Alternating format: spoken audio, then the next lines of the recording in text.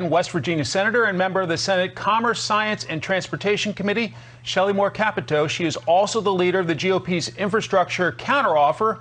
Senator, welcome. Thank you. Thank you, Mike. You've spoken personally with President Biden. I've read your office's readout and the White House's version. Is it your sense he really wants Republican support? Well, certainly that was the substance of the conversation that I had with the president on Thursday. He said, let's start to narrow down where we really think infrastructure is, where you think it is, and then how that interplays with what I would like to see on physical or core infrastructure. Let's see what kind of programming that is. Let's talk about pay-fors. Let's get serious about really trying to reach a negotiated infrastructure package. And I'm very encouraged by this. I've talked to a lot of my colleagues and certainly constantly talking with White House and others. And I just feel like there's a real desire and will for us to work together on something we've traditionally worked together on through many, many years. Let me follow up on that. So the Republican counteroffer is $568 billion over 5 years or so. The White House plans at $2.2 trillion. Is there a sweet spot in there that could be appealing to both sides? Well, what I think you have to do is look at the president's plan at $2.2 trillion has a lot of social infrastructure, human infrastructure, and other things that I don't think if you ask somebody on the street here in West Virginia, what does infrastructure mean to you? It doesn't meet that definition. Infrastructure, we're talking physical road, bridges, ports, waterways, broadband, and those types of really job-creating infrastructure projects that we need to modernize our transportation and other systems.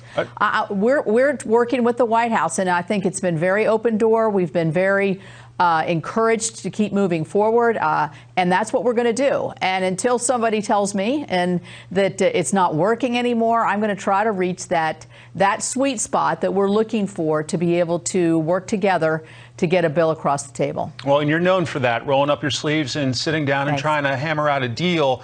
One big obstacle is potential pay-for. They would like to raise the corporate tax rate from 21% to 28%. How do you bridge that gap?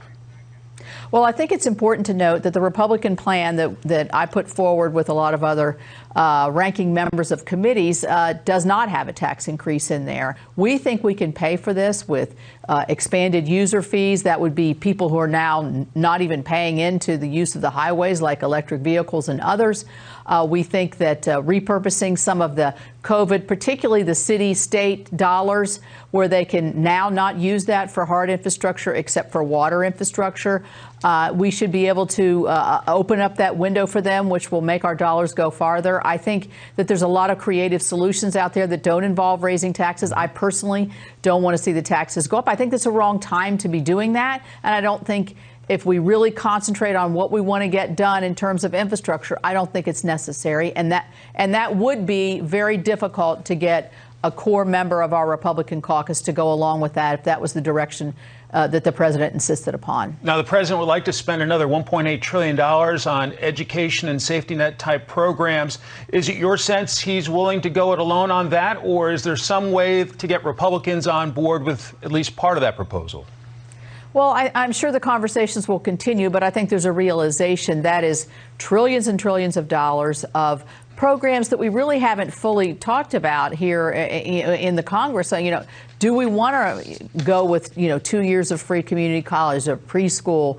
What is our appetite for paid family leave? All these kinds of, I think, valuable discussions, but we haven't had them. I think that the president will try to go his own way with the Democrat caucus through reconciliation. Okay. I think that's a tall order for him, but I get a sense that that's the direction that they'll probably end up going. Senator Shelley Moore Capito, the great state of West Virginia. Senator, thanks so much for your time. All right. Thank you.